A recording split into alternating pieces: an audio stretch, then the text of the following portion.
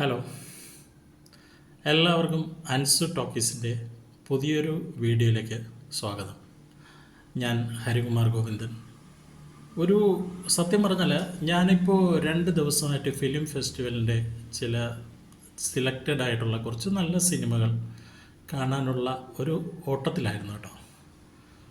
പക്ഷേ ഭാഗ്യവശാൽ ഞാൻ മറ്റൊരു ചിത്രത്തിനും പോകാതെ ഒരു സിനിമ ഞാൻ ചൂസ് ചെയ്തു.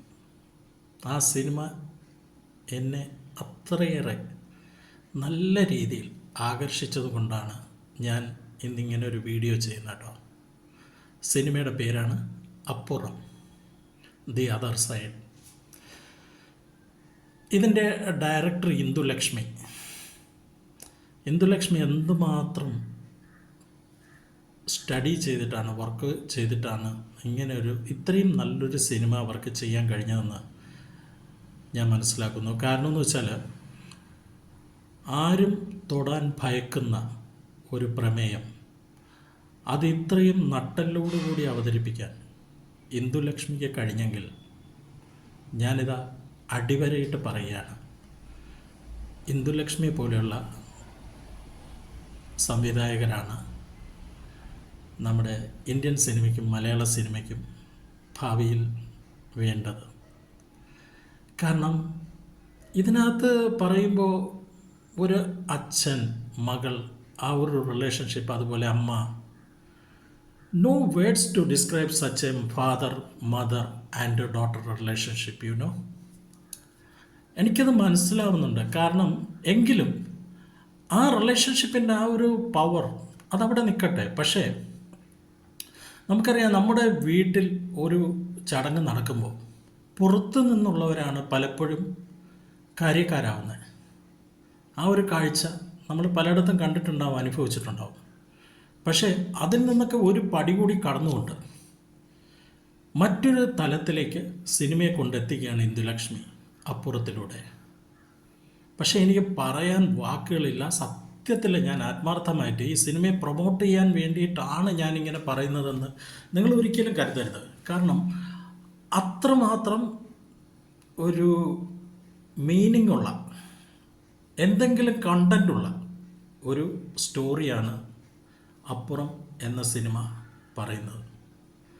ഇതിൽ സത്യം പറഞ്ഞാൽ ജഗദീഷ് എന്ന നടൻ, ജഗദീഷ് ഏട്ടൻ ജീവിച്ചിരിക്കുക, അതുപോലെ ജഗദീഷ് ഏട്ടൻ്റെ മകളായിട്ട് അഭിനയിക്കുന്ന കുട്ടി, അതുപോലെ ജഗദീശൻ്റെ ഭാര്യയായിട്ട് അഭിനയിച്ചിരിക്കുന്ന കഥാപാത്രം ചെയ്തിരിക്കുന്ന ആർട്ടിസ്റ്റ്, എല്ലാവരും ഏത് ലെവലിലോട്ട് കയറിപ്പോയി എന്ന് എനിക്ക് തന്നെ അറിയില്ല. കാരണം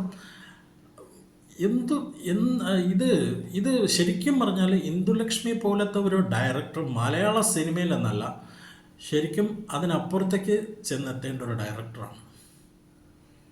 കാരണം ഒരു വനിത ഇത്രയും പവർഫുള്ളായ ഒരു സ്റ്റോറി ഹാൻഡിൽ ചെയ്തു എന്ന് പറയുമ്പോൾ ഞാൻ അതിനകത്ത് അവർ എടുത്തിരിക്കുന്ന ആ ഒരു പെയിൻ എന്താണെന്ന് ഞാൻ മനസ്സിലാക്കുന്നു. അവരെന്തുമാത്രം സ്ട്രഗിൾ ചെയ്തിട്ടായിരിക്കും ഈ സിനിമ കൊണ്ടെത്തിച്ചിരിക്കുന്നത്.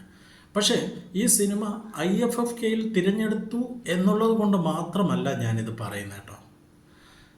IFFKയിൽ തിരഞ്ഞെടുത്ത ഈ സിനിമ കാണാൻ ഇന്നലെ ഞാൻ സത്യം പറഞ്ഞാൽ ഏറ്റവും പുറകിൽ നിലത്തിരുന്നാണ് ആ സിനിമ കാണേണ്ടി വന്നത്. എന്നിട്ടും തിയേറ്ററിനുള്ളിൽ കയറിയ ജനത്തിൻ്റെ 4 ഇരട്ടി ആൾക്കാർ പുറത്ത് കാവലാണ്, പുറത്ത് വെയിറ്റിംഗ് ആണ്. എങ്ങനെ അകത്ത് കയറി പറ്റും? സ്ഥലമില്ല. ഒരു മൺതരി നിലത്ത് വീഴാൻ സ്ഥലമില്ല. അത്രയ്ക്ക് തിരക്കായിരുന്നു.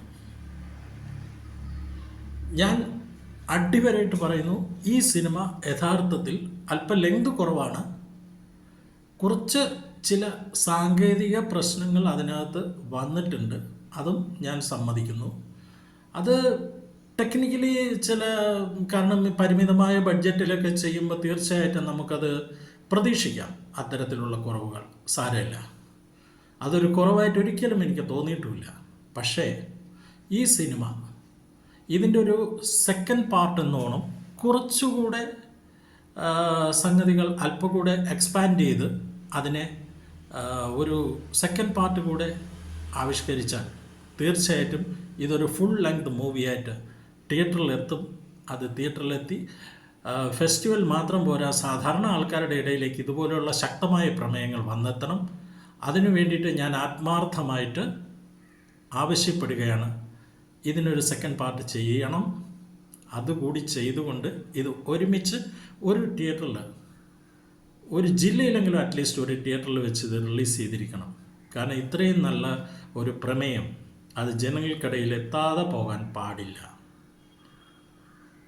എനിവേ, കൺഗ്രാറ്റ്സ് ഇന്ദുലക്ഷ്മി മാം. നന്ദി, നമസ്കാരം.